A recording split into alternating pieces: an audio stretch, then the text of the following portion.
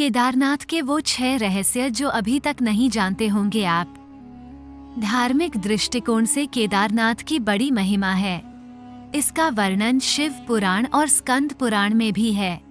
उत्तराखंड में बद्रीनाथ और केदारनाथ ये 2 प्रमुख तीर्थ हैं। इन दोनों के दर्शनों का बहुत अधिक महत्व है। शास्त्रों में कहा गया है कि जो व्यक्ति केदारनाथ के दर्शन किए बिना बद्रीनाथ की यात्रा करने जाता है, उसकी यात्रा निष्फल मानी जाती है। साथ ही जितना महत्व कैलाश पर्वत का है, उतना ही महत्व केदारनाथ का भी है। जो आइए आपको बताते हैं यहाँ से जुड़ी कुछ खास बातों के बारे में। उत्तराखंड में हिमालय में केदारनाथ मंदिर 12 ज्योतिर्लिंग में शामिल है।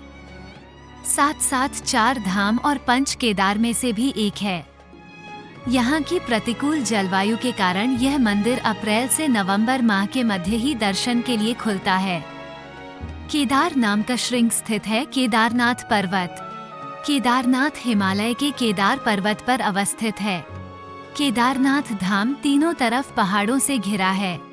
एक तरफ है करीब 22,000 फुट ऊंचा केदारनाथ, दूसरी तरफ है 21,600 फुट ऊंचा खर्च कुंड और तीसरी तरफ है 22,700 फुट ऊंचा भरत कुंड नाम का पहाड़ है।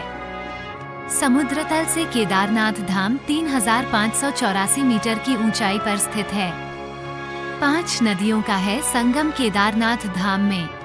यहाँ 5 नदियों का है संगम, जो कि इस प्रकार हैं: मंदाकिनी, मधुगंगा, क्षीरगंगा, सरस्वती और स्वर्णगौरी नदी।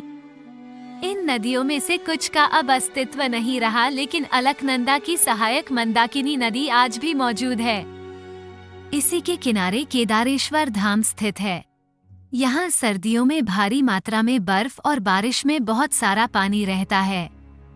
ऐसी है मंदिर की वास्तुकला। यह मंदिर 6 फीट ऊंचे चौकोर चबूतरे पर बना हुआ है। मंदिर में मुख्य भाग में मंडप और गर्भगृह के चारों ओर परिक्रमा पथ है। बाहर आंगन में नंदी बैल भगवान शिव के वाहन के रूप में विराजमान हैं, जिनकी श्रद्धालु पूजा भी करते हैं। 17 किलोमीटर की होती है पैदल यात्रा। जब इस मंदिर पर विपदा के बादल छा गए थे, तब से केदारनाथ धाम की दूरी 3 किमी बढ़ गई है। पहले यात्रियों को गौरीकुंड से धाम तक पहुंचने के लिए 14 किलोमीटर तक का पैदल सफर करना पड़ता था, लेकिन अब ये दूरी 17 किलोमीटर हो गई है। जो यात्री बड़े बुजुर्ग हैं, वे घोड़े और खच्चर पर बैठकर भी यात्रा करते हैं। कैसे पड़ा पंच केदार नाम? पौराणिक कथाओं के मुताबिक जब भगवान शंकर बैल के रूप में अंतर्ध्यान हुए, जब उनके धड़ से ऊपर का भाग काठमांडू नेपाल में पाया गया, जहां पशुपतिनाथ का मंदिर स्थित है।